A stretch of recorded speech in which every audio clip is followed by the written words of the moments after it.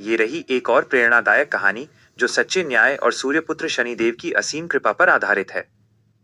भक्ति का तराजू, वृद्ध भिखारी और अभिमानी न्यायाधीश। एक प्राचीन नगर के द्वार पर शिवपाल नाम का एक बूढ़ा भिखारी बैठता था। शिवपाल के पास एक पुरानी लकड़ी की माला और एक फटा हुआ कटोरा था। वो दिन भर शनि देव के मंत्रों का जाप करता और जो भी उसे मिलता वो उसे चुपचाप स्वीकार कर लेता। उसकी आंखों में एक अजीब सी शांति थी, जैसे वो सब कुछ देखकर भी मौन रहना जानता हो। न्यायाधीश विक्रम का अहंकार। उसी नगर का मुख्य न्यायाधीश था विक्रम सेन। विक्रम सेन को अपनी पदवी और अपनी बुद्धि पर बहुत घमंड था। वो खुद को ईश्वर से भी बड़ा न्यायाधीश समझता था। एक दिन वो अपने रथ से गुजर रहा था कि शिवपाल की माला उसके रथ के पहिए के नीचे आ गई। शिवपाल ने हाथ जोड़कर अपनी माला मांगी तो विक्रम सेन ने हंसते हुए कहा, तारांकन ए भिखारी, इस तुच्छ लकड़ी के टुकड़ों के लिए मेरा रथ रुकवाएगा? शनि देव का नाम जपता है। अगर तेरा शनि सच में न्याय का देवता है तो उससे कहना कि मेरे वैभव को छू कर दिखाए। परीक्षा की घड़ी। उस रात नगर में सन्नाटा था। न्यायाधीश विक्रम सेन अपनी सोने की शैया पर सो रहा था। अचानक उसे महसूस हुआ कि उसके कमरे का तापमान गिर रहा है।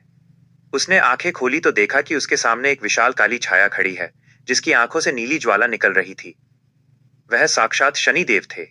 शनिदेव ने एक तराजू निकाला और कहा, तारांकन विक्रम, आज तेरा न्याय होगा। एक पलड़े पर तेरी सारी दौलत और पद है और दूसरे पर इस वृद्ध भिखारी का अपमान और उसकी टूटी माला। न्याय का चमत्कार। जैसे ही शनिदेव ने वो फटी हुई माला तराजू पर रखी, न्यायाधीश का सारा सोना, महल और मान सम्मान उस एक माला के वजन के सामने हल्का होकर हवा में उड़ने लगा। विक्रम सेन का शरीर भारी होने लगा और उसे अपने पैरों में लोहे की बेड़ियां महसूस होने लगीं। वो चिल्लाया, पर उसकी आवाज उसके गले में ही फंस गई।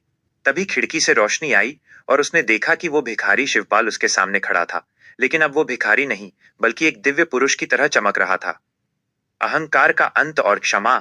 विक्रम सेन थर-थर कांपने लगा और शनिदेव के चरणों में गिर पड़ा। उसने रोते हुए अपनी भूल स्वीकार की। शनिदेव ने कहा, तारांकन न्याय पद से नहीं, कर्म से होता है। तूने एक भक्त के विश्वास का उपहास किया, इसलिए आज से तेरी सत्ता समाप्त होती है।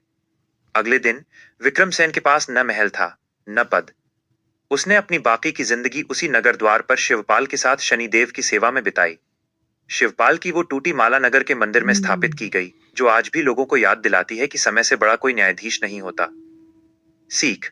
इंसान को अपनी शक्ति और धन पर कभी घमंड नहीं करना चाहिए, क्योंकि ईश्वर का न्याय जब होता है तो राजा भी रंक बन जाता है।